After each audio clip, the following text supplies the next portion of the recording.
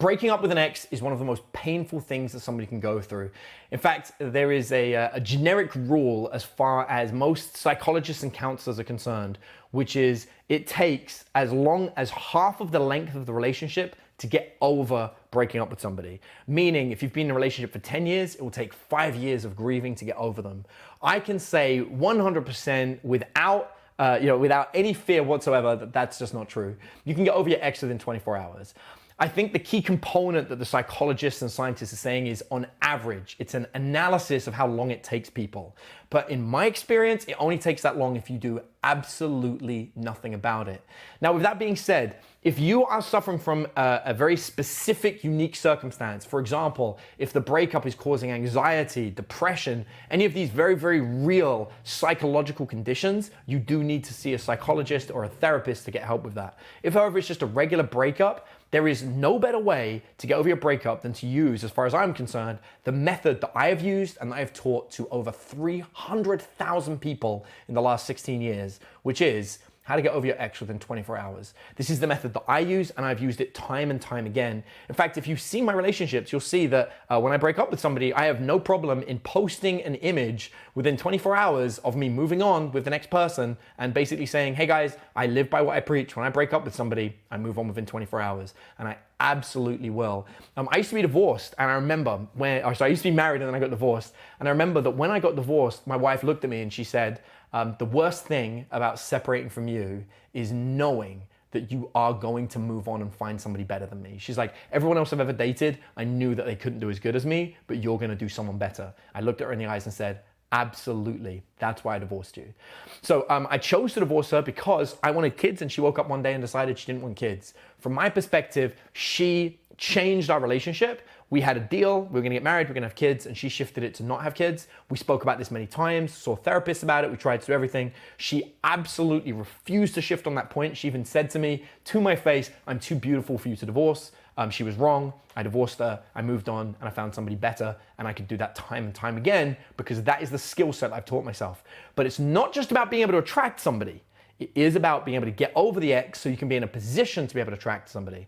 So I'm gonna teach you how to get over the ex, and I'm also gonna give you a couple of quick tips on how to get some quick dates within 24 hours because a breakup is the perfect time to meet somebody else. First of all, let's talk about why breakups hurt. Breakups hurt because they cause actual physical pain that we can monitor on an MRI. So if somebody hooks you up to an MRI machine, they can see the physical pain that is caused by the breakup. Now, there are a number of reasons, there are theories for why this happens. I'm gonna tell you the one that I believe and the one that I think is the most likely. So bear with me because we're gonna talk about this for a second. I want you to think about a dream that you've had. Are you capable of recalling that dream? Can you remember that dream, even though it never happened? You're like recalling this fantastical scenario that just didn't happen. It was completely a dream. You know it's a dream, but you can remember the details from the dream. Why are we capable of remembering an imaginatory thing that our brains completely made up? That's because the way our memories work, they allow us access to things that we invented that aren't completely real. And this becomes very important when it comes to getting over an ex, because when you date somebody, you make plans for the future. You imagine what your kids are gonna look like. You imagine vacations. You think about what it's gonna be like 5 years from now or growing old together. All of these things are essentially dreams, daydreams, imaginations of what the future may look like. And they take up actual space in your mind. Your brain creates memories, right? We're gonna remember these things. Worse, these things are actually what's called, or I like to call a dopamine trigger. So dopamine is a positive chemical that is created when you say you're gonna do something and then do it. So for example, dopamine is triggered by eating donuts. So if I say, I'm gonna eat a donut, the act of eating the donut will release the dopamine because I set a trigger, I'm going to do this, and then when I did it, I received the donut. And that's why they say that instead of eating donuts, you can just go to the gym more often, which is technically true because I can change my dopamine trigger to, I'm gonna go to the gym instead of eating a donut. And then when you go to the gym, you're like, wow, I went to the gym, I feel great. That's that dopamine chemical once again. Or like my mouth is dry, so I'm looking at the water, I'm gonna drink some water. I open up the water, when I drink the water, like this, my brain gives me a little bit of a rush of adrenaline, a rush of dopamine that makes me feel better, right? So that is the dopamine chemical. When you're imagining doing something in the future, with your, with your friends, with a loved one, with somebody you care about, your body's going to do the same thing, right? You're like, oh, in the future, we're going to go on vacation to Disneyland. And then your brain sets it up as a dopamine trigger. So when you go to Disneyland, your brain releases that dopamine. Congratulations, you succeeded. The problem comes if a whole bunch of triggers get destroyed in the same day, like a breakup. This would be the same as if you were really excited about coming home to eat donuts, and when you came home, your cat had squished them all and you couldn't eat them, right? You would feel bad because the dopamine trigger was destroyed. Got it?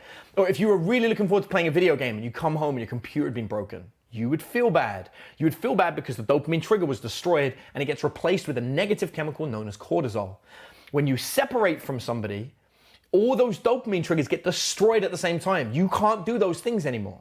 And you're going to feel bad. You're like, oh, but I want to do this, oh, I want to do that, I want to do the other. And your body gives you cortisol instead, which is the stress hormone. So you feel stress, anxiety, panic, and all of it registers as pain.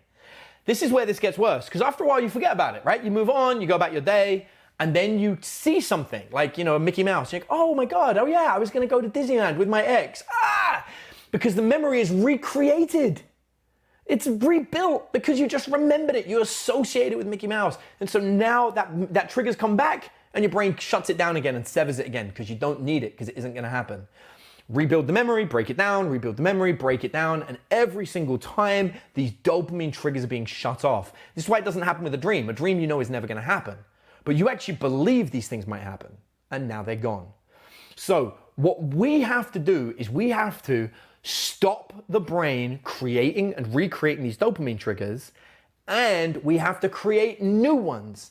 And actually, we want to create as many dopamine triggers as we can, as fast as we can, that can only exist in a universe where you are not dating this person.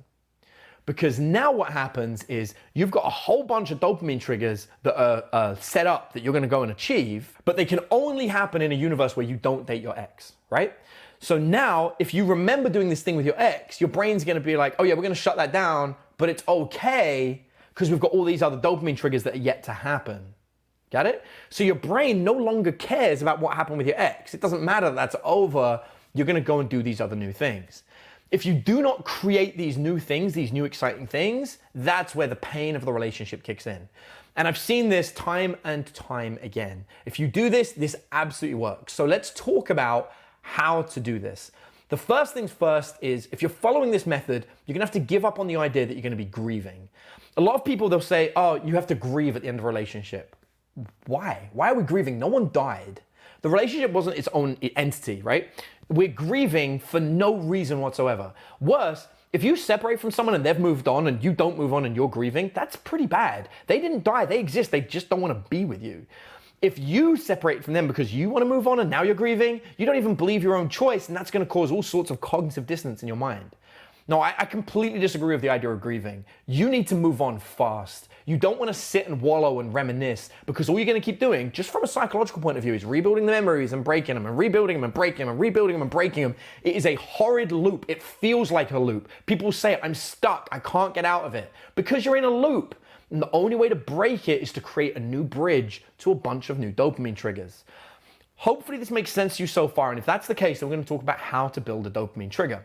It's as simple as thinking about all the things that you wanted to do that you could not do because of your ex. So for example, if your ex told you that you were not allowed to have a PlayStation and an Xbox, it's time to buy the secondary console to make sure you have both. If your ex told you that you could not go on vacation to a certain thing with the boys, it's time to go on that vacation. If your ex told you that you could not see a certain family member that you really like seeing, but they didn't like them, it's time to connect with that family member. The key is to think of all the things that your ex told you you cannot do that you really want to do, and you create a bucket list of all of those things. Now, naturally, that list is going to include meeting other people. It's going to include dating other people, the kind of people you want to date. And you need to put absolutely everything on that bucket list. Now, actually take the time to write this down, and I'd put little boxes next to it that you can check off as you do them. Some of that bucket list needs to be things you can do very quickly. Some of that bucket list needs to be things you cannot do very quickly. So I'm going to share one of them with you. One of my exes, she had a rule that if me and her went to a restaurant, she didn't want me to go to that restaurant with anyone else. Like, it was absolutely fine for us to have sex with multiple people, but she didn't want us to go to the same restaurant. So the very first thing when I separated was I made sure that I went to every single restaurant I went to with her. So my memories of those restaurants were not of her. My memories were of other people. Fun fact, she got totally mad about that. We'd already separated, and she was mad that I went to these restaurants. She's like, but they were our place. I was like, we're separated. It makes no difference, right? You don't need to follow their rules anymore. You've separated. Once you separate, their rules are irrelevant. The only rules that matter are your own. And I thought it was quite funny that actually, that she was mad about this, that they were like our special places when we were no longer together. That special thing didn't exist. We decided to end it. Therefore, all those special places can vanish as well. So, but by doing it, it meant that my memories of those places aren't her anymore. My most recent memories of going to all those restaurants are actually with the woman that I'm with now, who I'm madly in love with and who treats me with respect and services me in like every single way that you can imagine, right? I'm 1,000 times happier now. And it's all because I make the point of going and destroying all those previous memories.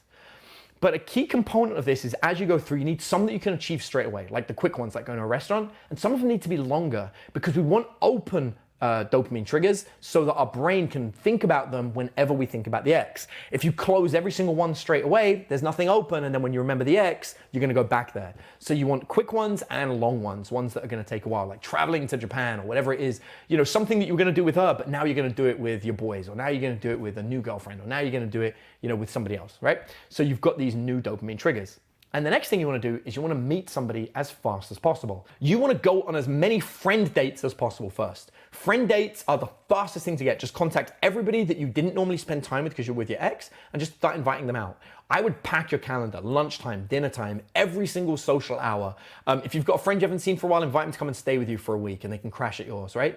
You want your time occupied because it is empty time that is filled with thinking about the ex. So we want no empty time from other humans. So you don't want to withdraw into video games or into movies. We want to withdraw into communicating with other people. We need as much social communication as possible. So once again, our thoughts aren't occupied with our ex. Which brings us to the best form of social communication, of course, which is moving on and finding somebody else. I normally make sure that I have sex with somebody within 24 hours. Somebody brand new, somebody I've never met before, just move straight on and meet somebody new. How do I do it? Well, it's very simple. I create an online dating profile, and the profile is, just broke up with my ex today, not looking for a hookup, not looking for sex, not looking for a relationship. Just looking for somebody I can go to dinner with and vent about our exes. Now, this is so important as a dating profile. It's a very unique profile. It's not one I'd normally recommend creating. You're literally asking to meet up to vent about your ex because what are dating apps full of? That's right. It's full of people who are separating from people, and they love the idea of meeting up and venting over the ex. If you think about it, the number one thing you're told on a date to do is do not vent about your ex because it ruins the relationship. But there is an exception. That is if you've both just separated. If you've both separated, you can meet up and vent together, and dating apps are perfect for this. If you've just joined an app, I would join the app. Make sure you fully create the profile. Make the profile all about, hey, I'm not looking for anything. I'm just looking to meet up for dinner and vent about the ex. I don't mind even paying for the bill, right? Now you're gonna get people that are like, hell yeah, I'm down for that. I create a profile like this and I was swamped, especially the new people, because the app will usually interact new people together. So you can go through, trigger all the new people, pay for the boosts, pay for all the upgrades, whatever you need to be swamped with messages from people. And then you're gonna go through absolutely everybody. And I would set up dinners back to back all week. Meet up with somebody new for dinner, take pictures, put it on social media, hanging out with my new friend, That'll make you feel good as well, as everyone's like, oh my God, it's so great that you're going out with all these people. But the best part about it is you sit down at dinner and you can vent about your ex. Now, while that may not sound initially very healthy, let's talk about this. Well, most therapists are going to recommend that you talk to them about your ex, so you're getting to talk to somebody else. But if you've ever heard the phrase misery loves company, your new date is going to love being able to bitch about their ex as well. And as we've seen time and time again, when you and the person you're on a date with both vent about your ex, it will bring you together. That misery that loves company turns into bonding and rapport building over the fact you're both upset at your exes. This is one of the strongest ways to form a bond and will almost always lead to essentially revenge sex, where you'll both have sex with each other because, fuck your exes. But that's one of the fastest ways to move on and have sex with somebody else and meet up. Better yet, you told him you're not looking for a committed relationship, you're not looking for anything serious, so there's no strings attached. This is just pure revenge sex and getting to text with somebody about all the things that frustrate you through the separation. And what's great is this is very lethargic. It feels great. It's kind of like going out in the forest and screaming. You're actually getting to say how you feel. Now, sometimes those relationships will turn into relationships and sometimes they won't. Sometimes they'll just end up with a great friend that you can vent to. But either way, it is one of the fastest ways of getting over your ex. And I guarantee you, if you follow absolutely everything I said, you will feel so much better about the separation within 24 hours. And this just gets better and better day after day. If you got something out of the dating advice that I shared with you in this video, then I'd like to give you something else. I've created a completely free guide that breaks down how to be naturally attractive to women so they chase you. If you're interested in getting it, then look for the link in the description of this video and you'll be able to go there, click it, and download that guide completely for free today. Go and get the guide.